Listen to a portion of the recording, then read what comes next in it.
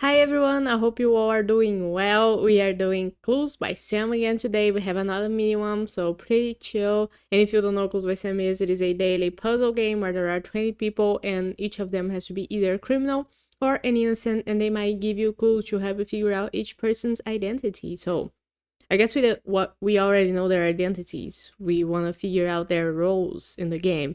If you want to play too, there is a link in the description to take you to 2 days. And if you need any help, I'm going to start mine right now and I'm going to explain my logic as I go so we can figure it out together. Let's start. We start with Hank. That means there are exactly 2 instances in between Ike and Vicky. So Ike and Vicky have 2 people between them, which means that both of those are innocents. And now one of them says that only one of the 3 criminals neighboring Ike is in row 3. So only one of the 3 criminals neighboring Ike is in row 3. And the person neighboring Ike in row 3 who is an innocent. Oh, why am I thinking about innocents if this is talking about criminals? Okay, but that means that either Lisa or Nick are a criminal because they are in row 3, both of them. They are nothing yet and they are neighboring Ike. Now, what about Ronald? Ronald says there's an odd number of innocents in row 3. Innocents. We know that we have 2 innocents here, so Olive has to be the 3rd innocent in that row to make an odd number. And now Olive says there's only 1 innocent to the left of Gus. So, there's 3 people to the left of Gus, all 3 of which neighbor Ike. And if only one of them is innocent, that means that the other 2 are criminals. Let's say that those 2 are Betty and Floyd.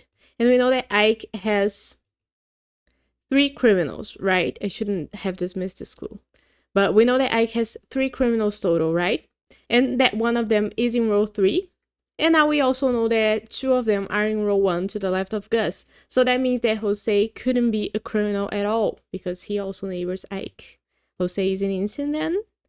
And now he says that only one of the 3 criminals neighboring Moosh is in row 4.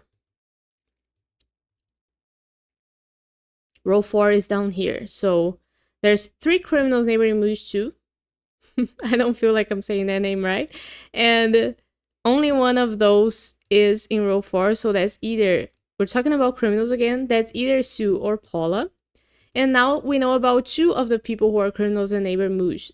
One of them is either Lisa or Nick, the other one's either Paula or Sue, and the 3rd person could only be Ike himself. So Ike's a criminal as well, we know that now. And now Ike says there are exactly 3 instances in row 4. So the same situation as happened in row 3 happens in row 4. Tyler has to be an instance to total 3 here in this row. Now, Tyler says there's an equal number of instances in rows 2 and 4.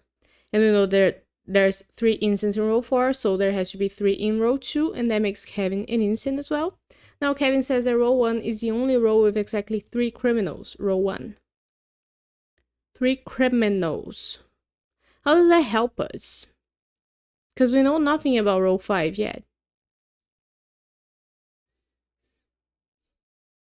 Oh, but we know that there's 2 criminals here. We just said that it could be Betty and Floyd. So that makes Gus an innocent, because if Gus were to be a criminal, then row 1 would also... Oh, I was thinking that row 5 was the only row with 3 criminals. No, we know that row 1 is the only row with 3 criminals, so that makes Gus a criminal. And now Gus says that there is only 1 instant to the right of Adam. So the instant that neighbors Ike up here and is the single innocent to the left of Gus is either Betty or Floyd. Let's use a different color here. And that makes Adam himself a criminal because we know there's 2. Now Adam says that Vicky has exactly 3 criminal neighbors. Where's Vicky? Vicky's gonna have 1 criminal neighbor here in row 4. And there's only 2 people left beyond that to make 3. So both of those have to be criminals to total 3. Now, both of them give us new clues. Uma says there's an equal number of instances in columns A and B. Columns. We're talking about columns. Okay. I'm gonna leave that for later and look at Wanda's. Exactly 2 of the 5 criminals neighboring Ronald are in column A. So, Ronald has 3 people neighboring him in column A. 2 of them have to be criminals. 1 of them already is, that's Uma. the other one, who's either Paula or Lisa, makes row or column A have a total of 3 criminals, right? One of them is Adam, the other one is Uma, and the third one is either going to be Lisa or Paula. If we know, and that makes the column have 2 innocents total. If we know that column A and column B have the same number of innocents and the same number of criminals, then we know that column B has to have 3 innocents as well. 2 innocents, 3 criminals. Sorry.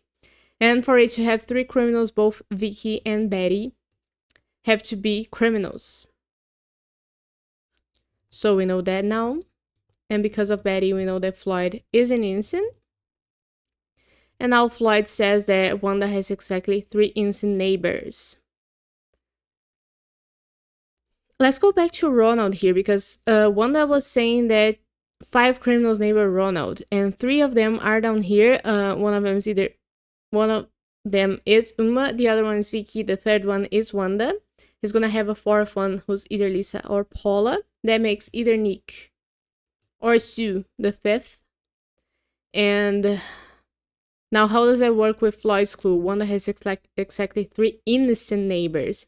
So now we know that Wanda has to have one more innocent neighbor who's either Sue or Sia. Is that it? Sia. So let's say that.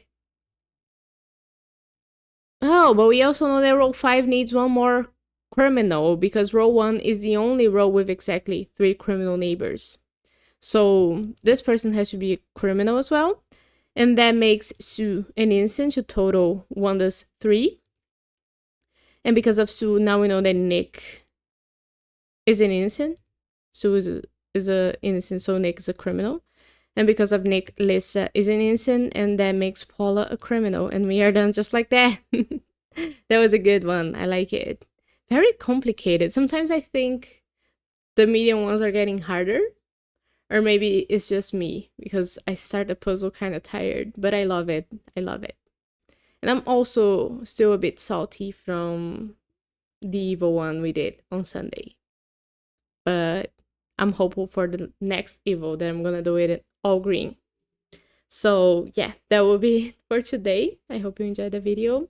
And let me know how it went for you. If you did play the game and your time, you can tell me in the comments. And I'll see you tomorrow for more Clues by Sam if you come back. So bye bye.